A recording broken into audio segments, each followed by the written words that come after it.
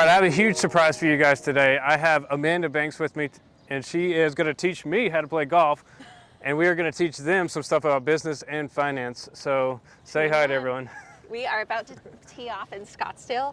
It's in the 80s. We've got the conference this weekend. Join us. We're gonna talk about some cool stuff. We got quite the list for y'all. Yeah, and what amazing weather. I'm coming from Alaska, and I literally just landed an hour ago, and we came straight here to play some golf. Yeah. So let's do it.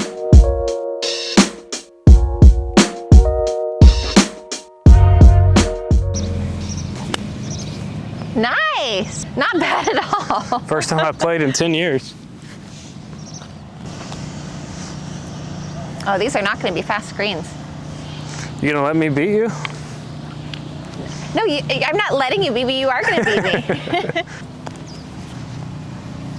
Ooh. So what are the stakes? You know, you play every day. I haven't played in 10 years, so I got to have some kind of handicap. I'm just gonna, I don't even need a handicap, but what are the stakes? What if I win? What if you win? Free marketing for a year, right? I don't think Tony's gonna let me agree to that.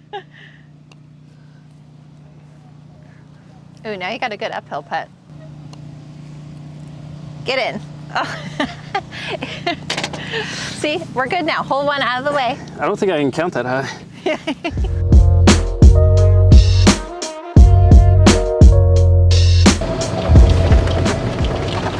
See, I could be a cart girl and just get free golf.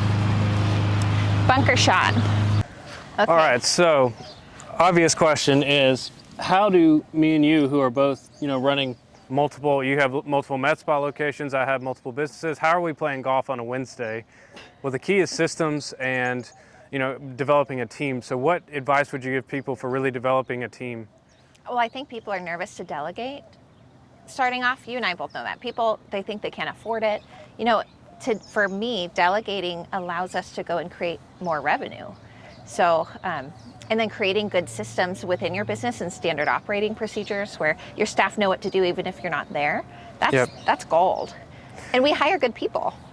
Yeah, and I think a lot of people have the fear that they're not going to do it as good as them, but I forgot. Which they're not going to. But. So one time my accountant told me, and I don't normally listen to accountants for business advice, but she's into business building.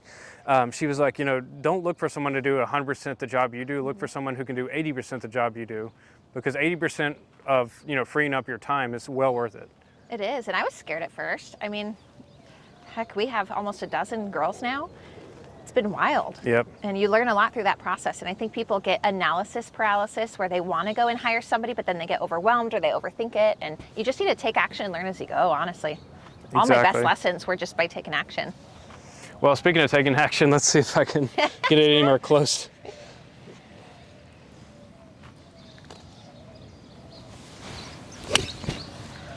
Great shot, just right. Oh no! In the bunker. Sometimes in business, things don't go as you planned, right? Sometimes you just gotta whip out your sand wedge. So do I just get another ball and shoot it again, or what? Yeah, you could either hit again or you could drop up there. It's up to you. For the sake of time, I'll just drop up there. Yeah, whatever's easy. We're not playing for the PGA today, so. There we go.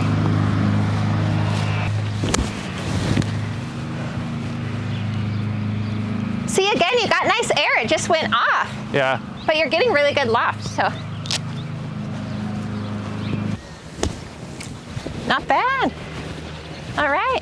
I had to memorize the whole book of golf etiquette before I could go on the golf course my first time. My grandpa was very formal about golf.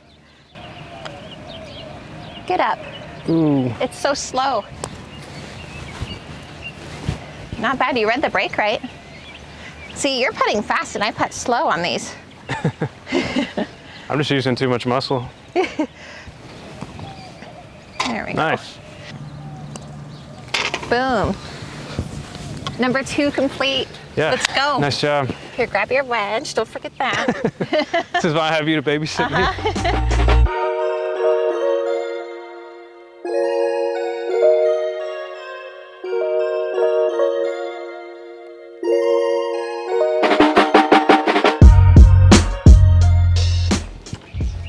What would you say is the hardest part about going from solopreneur to building a team? Because we're talking about delegating and, you know.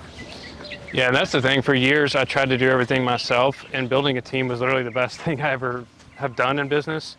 I would say the hardest thing is just, getting over that perfectionism, because like I have had clients come to me and say like, I can tell it's not exactly you, Jake, and stuff. And I'm like, well, we trust our team and we train them, but not everyone's going to be exactly like me. But being able to instill those standards and, like you said, standard operating procedures and core values into people, which it does take a lot of nurturing and stuff with your team. So it's not just like a one-day process. It's true.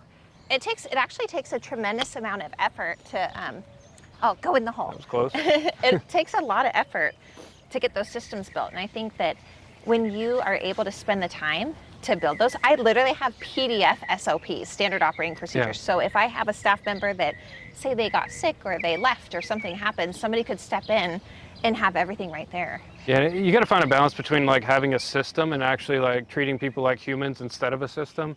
And so making sure you're investing into them and, get to know them and treat them like, like I said, a human.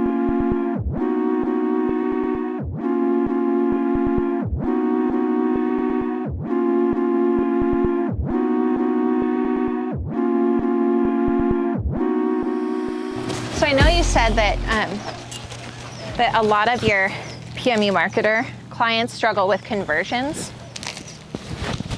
Yeah. Why do you think that is? Like, where do you think people get hung up? I think people, I don't know, there's many reasons, but I think one of the big things I see is self-confidence. So I think people portray their lack of self-confidence towards their sales, which means they're scared to ask for the sell, they're scared to ask for the buy. Which is interesting, because I never ask for the sale. Yeah. When you're converting leads, it's almost like they have to sell themselves to you as a client, is the way that we approach it. Yeah. It's the opposite of what you'd think. And that's an advanced technique, because you're framing yourself, I guess, as, you come to me if you're lucky. I don't know. Can you explain how you do that? So the way that we approach it is, like, let's say like a lead messages or whatever we call them. Mm-hmm. I actually have a script for our staff in a way where they cover like, okay, like you're looking into this. We take control of the conversation immediately. So we don't just get on a call and say, oh, do you have questions? Do you want to book? Yeah. The person asking questions is in control of the conversation. So for us, we offer information to them and say, hey, I just want to run you through some things before we determine if you're a good candidate. The first thing would be like, how do we determine your shape? How do I determine what color we're going to use? What does it feel like? What is the appointment process? What is the healing like? What do we use disposable tools? What kind of pigments we use? The level of training that they have. So we actually educate our clients on the call. So at the end of the call, we ask, oh, do you have any questions? And usually it's a no. And usually like, I'm so glad I called, I'm ready to book. And if you handle it that professionally and you educate them, if they call the other 3 people on Google, they're either not answering or they're not going to have nearly the professionalism and education that you have on the phone. So we take that really seriously. And I spend days training staff on how to do a consultation in studio too, and how to navigate people through an appointment, because specifically for permanent makeup, it's a very emotional appointment, as you can imagine, and you take great care of yourself, and you're about to get a tattoo on your face, and you don't know how you're going to look when you leave the studio. So for me, it's more about using people skills and displaying very authentic confidence, because it puts clients at peace, and then it's a lot easier to run through an appointment when they know they're in good hands.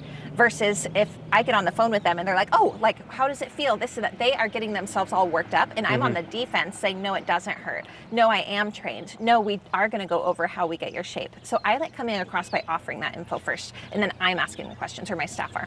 Got it. So control the conversation and then educate. Nice. There we go.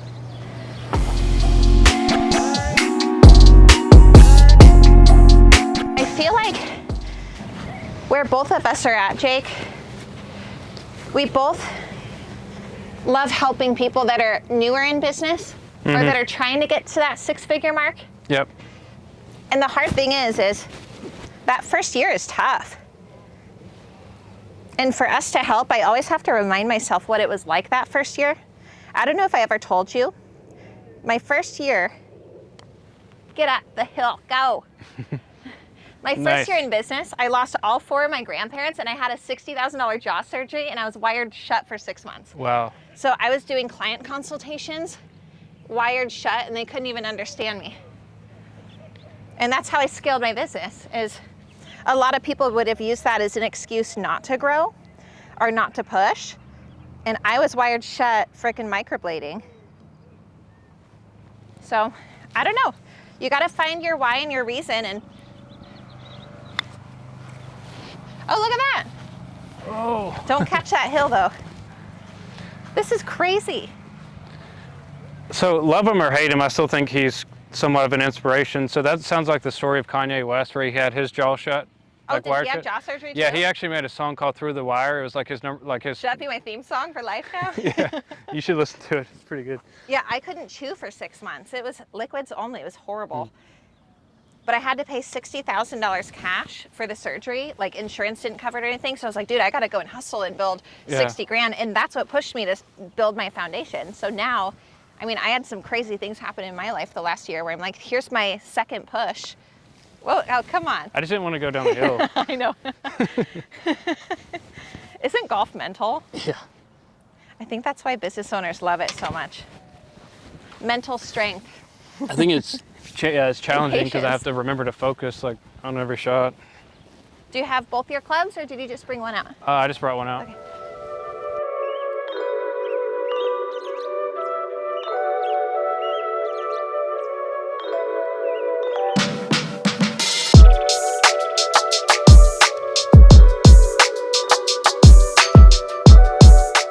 I'm the competitive type person where if I get beat today, I'll probably go like practice Cry. every single day so the next time I I was win. gonna say cry.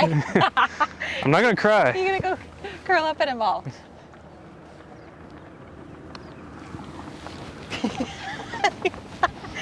I feel like We'll scratch this hole. I feel like Happy Gilmore was just Right? like, just get in the hole.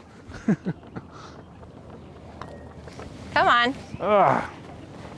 It's kind of in a tough little spot there. All right.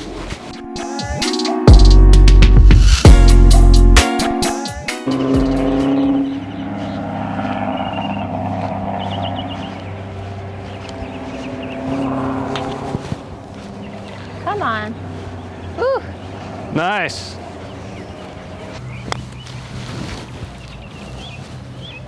I see what you tried to do there.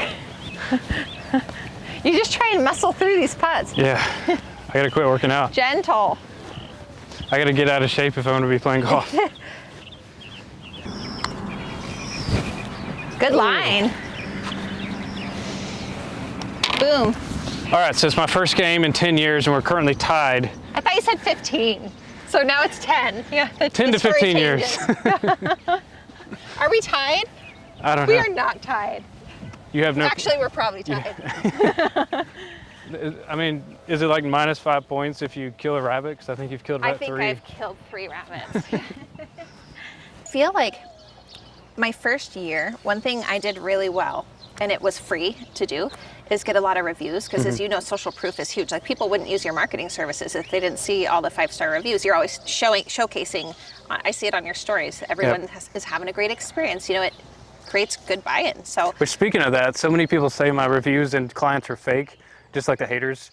I won't do say they? so many people. There are a few haters out there like, your clients are fake. So look, this is a real human being, a real person. You are not a fake AI. You know what though? I'll be really honest with you guys. When I was starting out, I had my friends write reviews that didn't have their brows done by me. I did do fake, like from the very haven't. get-go. Yeah. Because I was working through models, and I think that when I went through my first 30 clients, I did a $299 new location special. Yeah.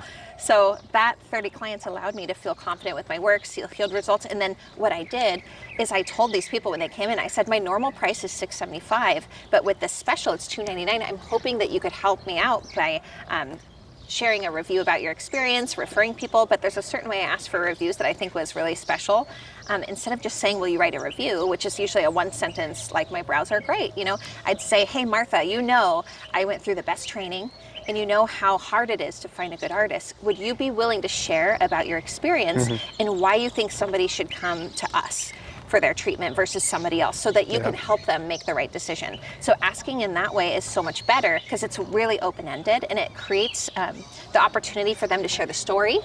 And if you look at our reviews, we have paragraphs and paragraphs from students and everything. And I just tell them, be honest and share like what you went through to research where to go and what you've seen or what your experience was. And it says way more than a one sentence little "my brows are great" review, you know, because people Yeah. read them. They really do. And most artists just say like, hey, will you please leave me a review? They don't say like, please tell your experience and No. share with others why they should do this. And So honestly, that's why I know a lot of people ask for automatic reviews after treatments. I don't personally do that because I like the connection aspect of it with clients, because it is one-on-one, and being able to have that conversation and say, you know what, it would help out so much, and it would probably save some faces if you helped people reach better. And then Martha's going to go, and she feels like she's a part of something. She's helping people get better treatments. She's helping us build our foundation as a business, and she's showing that support.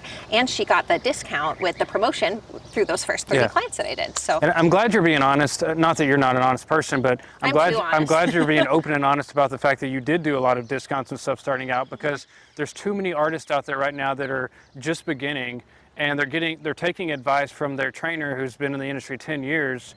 So the way you grow a business when or get clients when you've been in the industry 10 years and you have a huge portfolio, it's going to be a lot different than when you're starting out, because when you're starting out, you have to build your portfolio, you have to get reviews, you have to do that, and people are not just going to pay you, $2,000 or sometimes even $500 if you don't have a portfolio. So that's why like the way you market your business on year one is way different than the way you market your business on year five. Yeah, Exactly. no, I couldn't agree more. The reason I did the $299 special again was I wanted to get my work up, and I wanted to be able to see healed results and really improve. They were my case studies, honestly, Exactly. is what it was. Yeah. And then once you get that and get some reviews, then you have the social proof and foundation to charge more. And I've raised my price every quarter for years. Every 90 days, I just raise my price. And I don't tell anyone, I don't do it. I just the value goes up. And I do think though that you have to do a few free at the beginning. You do need to do a discounted price, and then you go from there. Yep, agreed. Yep.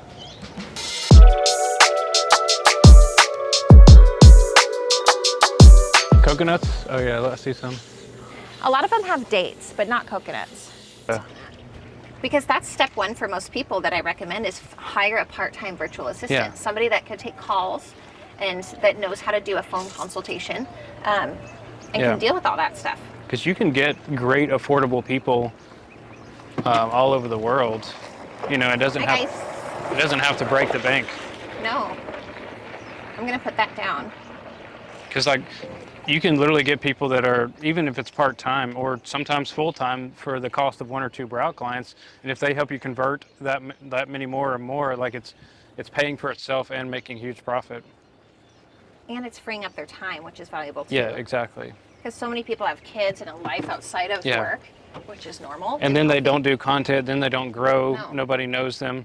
And that's the thing, and I'm scared to say this at the conference because there's so many things about technique, but the thing is, I know technique and art is super important in styles of brow, but if nobody knows you, it doesn't matter how good of a brow artist you are because you don't have any customers. You need both. Yeah. That's why I always have to evaluate, am I spending 50 and 50 in my business? Am I looking at the artistry and quality work? Yeah. And then am I looking at working on my business and making sure that our girls are doing a good job on the phone, or that our conversion rate's high, or that our cost per lead is down, right? Yeah. All those things. There's so much that you have to be intentional on. And if you're going to be a business owner, it's not a show up and just do the client situation. If that's the case, you should go work for a spa. Yeah. If that's your intent, you can make great, my staff make amazing income, as permanent makeup staff, and they don't have to deal with anything. They just show up and do what they love.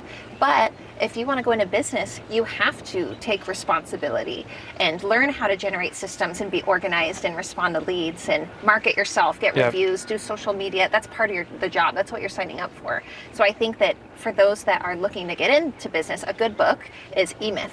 E-Myth is a great book for people that are just getting into business, and they need to learn there's the technician side, there's the manager side, and there's the visionary side to the business. And you need all three in some regard. And we're usually good at one, maybe two. And that's it. I'm a good visionary.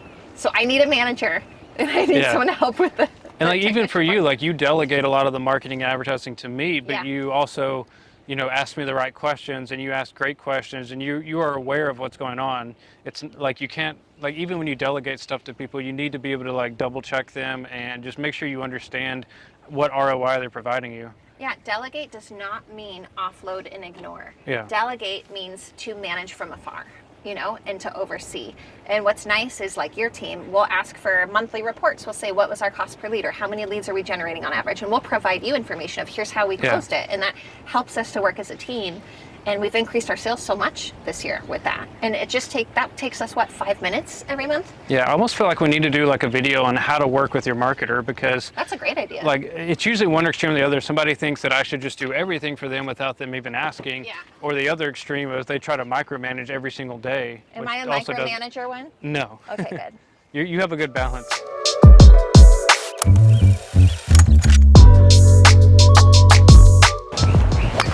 Oh my God, I've never topped the ball in my life. This is like, don't even.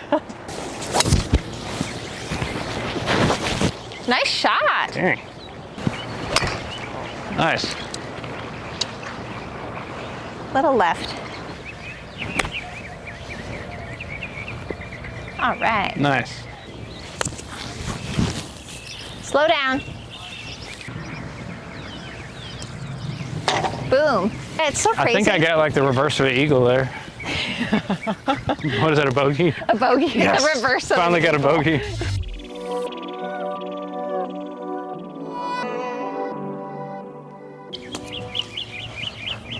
Jeez.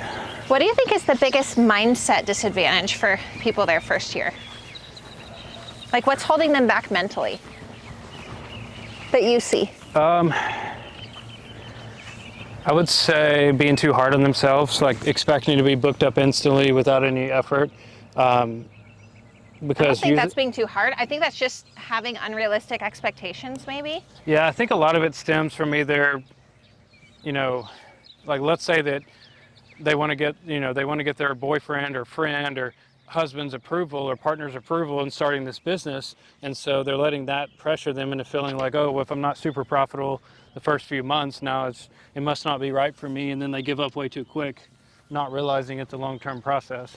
You know what's weird is, like, I feel like the right thing to do is, like I said, those first 30 clients when I built that foundation, is I didn't even think about the profit. I thought about the foundation. Yeah. Because if you have photos through those 30 clients, you improve your work, you have reviews, you have video content, that's going to be way more valuable than just pricing your first services higher and not seeing them again, you know? Metaphorically, too many people go to the gym a few times expecting to have a six-pack after 2 weeks, and then they give up.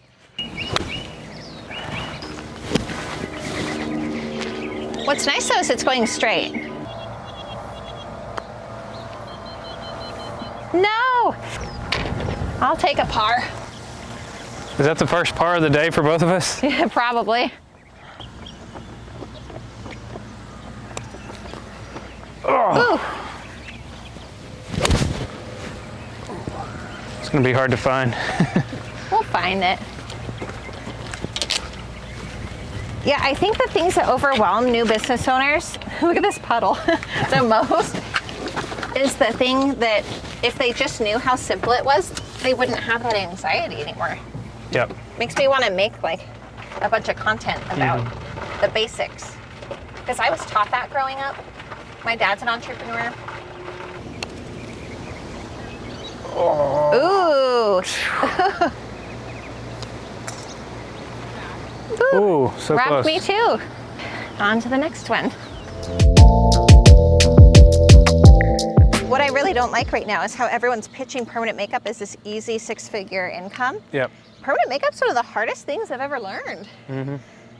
It is not easy. It's really freaking hard. Okay, I gotta get this way up this hill. Yeah, that's a big hill. Dude, I hit that hard and it's gonna end up right back here. Can you believe this? You gotta hit the gym. Well, I just can't believe this. Okay.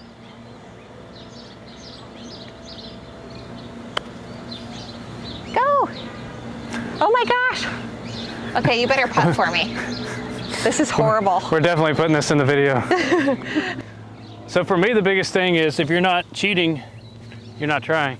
Yeah. Just kidding. Oh, see, that's what happens when you cheat. It rolls down the hill. Yeah, I could change somebody's mindset about failure in an incident, because if you think about it, instead of like, oh, I don't want to fail because it's going to hurt me or hurt my ego, or if you say you're only 10 failures away from having the ultimate dream life, then every time you have a failure, you're one step closer, and you actually look for ways to fail, not in a self-sabotaging way, but in like, okay, I didn't do good on that, or I got denied on that. Like, okay, great, I'm one step closer to my dream. Ultimately, I think we just all have our own strengths. And unfortunately, in business, we have to learn how to build the muscle where we're not strong. It's like if you have a strong upper body, Yeah. you got to work on legs. I'm gonna pretend like that wasn't directed towards me. Oh my God. Should I say yes? Soft shot, but follow through.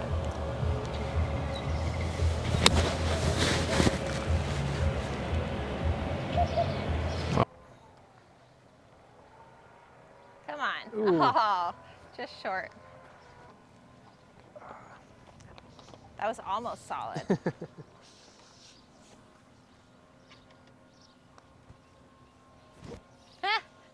It's the short ones that get you. Yep. It's the short ones. A good game. Woo. Yeah, so to summarize the match, she beat me by a little bit, barely, but she plays every day. This is my first time in 10 years, but no, just kidding, you did good. That was awesome. Had a lot of good conversations, a lot of good discussions. Let us know in the comments what you liked the most. Like, what was your favorite piece of advice? And then what would you like to learn more about from either me or Amanda? Let us know below. Yeah, I think we're just trying to create content that adds value, you know? And that's where our heart's at, that we want to help people in your shoes to take the next steps or feel confident or have a roadmap to that next level in business. And maybe you're stuck, maybe you're discouraged, maybe you feel like you've tried everything, but maybe you haven't, right? So Right. we'll continue to do this. It's good stuff. Sweet. Yeah.